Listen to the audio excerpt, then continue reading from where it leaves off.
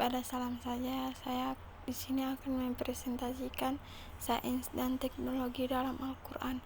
Al-Quran menyampaikan berbagai keajaiban ilmiah yang telah dikonfirmasikan oleh sains modern dan mengungkapkan betapa luasnya cakupan pengetahuan dalam kitab suci ini. Keajaiban ilmiah dalam Al-Quran terbagi menjadi 3. Yang pertama, embriologi. Al-Quran menggambarkan tahapan perkembangan embrio secara detail, sejalan dengan temuan ilmiah modern. Yang kedua, astronomi. Al-Quran membahas tentang alam semesta, gerakan benda langit, dan fenomena alam dalam akuralis yang mengagumkan. Yang ketiga, geologi. Al-Quran merujuk pada fenomena geologi seperti gunung dan lempeng bumi yang disesuai dengan pengetahuan geologi saat ini. Al-Quran sebagai pedoman dalam ilmu pengetahuan.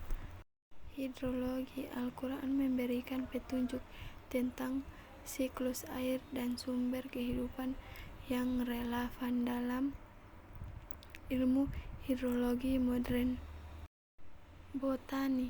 Al-Quran menyebutkan sebagai manfaat tumbuhan dan pentingnya tanaman dalam menjaga keseimbangan alam. Ekologi. Al-Quran mengajarkan tentang keharmonisan dan keseimbangan dalam alam, menjadi pijakan dalam ilmu ekologi. Pandangan Al-Quran tentang teknologi modern terbagi menjadi 3. Yang pertama, penemuan dari inovasi. Al-Quran tidak melarang penggunaan teknologi modern, tetapi mengajarkan agar digunakan dengan penuh tanggung jawab dan dalam batas-batas yang diizinkan oleh Islam. Yang kedua, teknologi dan dalam ibadah. Al-Quran memberikan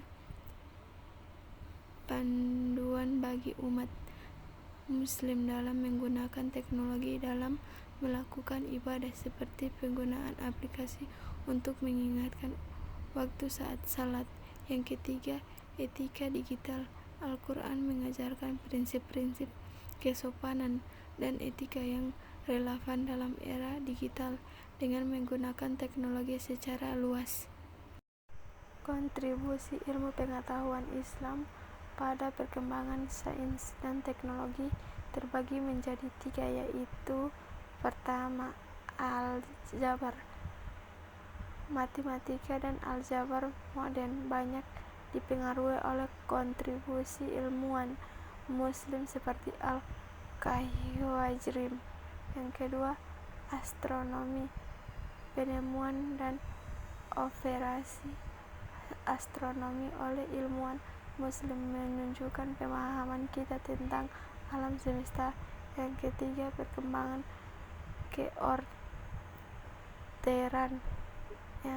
Ilmuwan Muslim seperti Ibn Sina dan Al-Razi membuat terobosan signifikan dalam bidang keordinatan. Harmonis antara sains dan agama menurut Al-Quran terbagi menjadi 3. Yang pertama, penemuan keajaiban ilmiah. Al-Quran mendorong manusia untuk terus mengeksplorasi dan mengembangkan ilmu pengetahuan. Yang kedua, pemikiran rasional.